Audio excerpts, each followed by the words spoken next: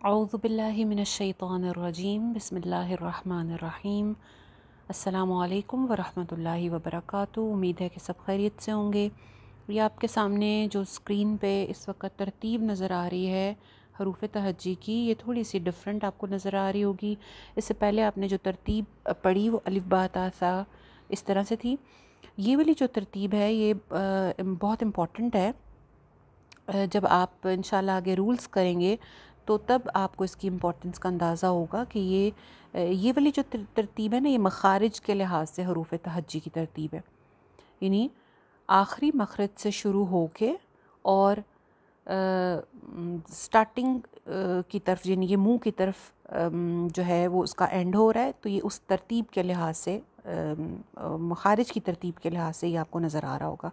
सबसे पहले हरूफ हल्की नज़र आ रहे हैं हलक से, यानी कि हमारा जो आखिरी मखरज है ना वो हलक है ना, हलक से शुरू होता है और ऊपर मुंह की जानिब होंठों की तरफ जो है वो एंड हो जाता है।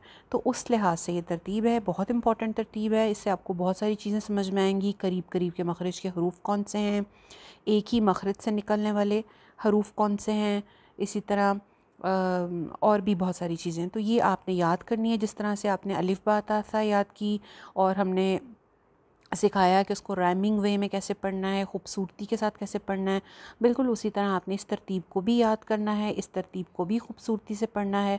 ठीक है, चलें देख लेते हैं। सबसे पहले आपको नज़र आ रहा होगा सब ऊपर हमज़ा हा, आइन हा, गैन खौ, ये जो छः हैं आपको सेट्स नज़र आ रहे होंगे, ब्रैकेट्स कह लें या बॉक्सेस कह लें।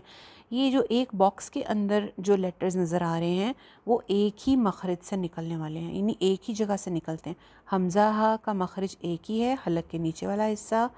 आइन हा का मखरज एक ही है, हलक के दरमियान वाला हिस्सा। उसके बाद गैन और खौ जो है वो हलक के ऊपर वाला हिस्सा।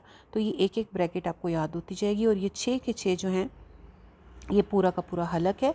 हमज़ा हा, आइन हा, गैन खौ, और इनको मिला के क्या कहते हैं, हरूफ हलकी, यानी हलक से निकलने वाले हरूफ छः हैं ये। ठीक है, उसके बाद आ जाता है कौफ का नंबर। हलक के बाद गले की तरफ आएँ तो सबसे पहले कौफ का मखरज है जो कि वो ऊपर कव्वे वाली जगह से लगता है। फिर उससे थोड़ा सा आगे मुंह की जानिब काफ है, तो कौफ काफ ये करीब करीब का मखरज हो गया।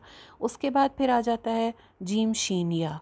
जीम शीन या का मखरज भी एक ही है, ज़ुबान को दरमियान से उठाते हैं, ऊपर तालु की तरफ लगाते हैं तो वहाँ से जीम शीन और या निकलता है, तीनों का मखरज एक है। उसके बाद आ जाता है वॉद का नंबर।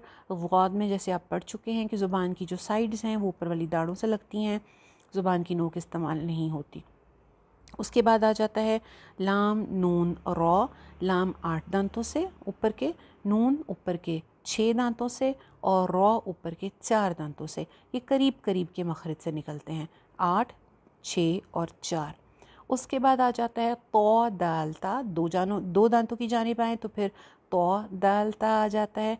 तो जो है ये मोटा हर्फ है, दाल और ता बारीक हैं, लेकिन तीनों का मखरज एक ही है, ऊपर वाले दो दांतों की जड़। उसके बाद आ जाता है ऊपर वाले दो दांतों का किनारा, यानी ज़ो दाल ता, सॉफ्ट लेटर्स बग़ैर सीटी के। उसके बाद नीचे के दांतों की जानिब आएँ तो किनारे पे सौद ज़ा सीन सीटी वाले हरूफ।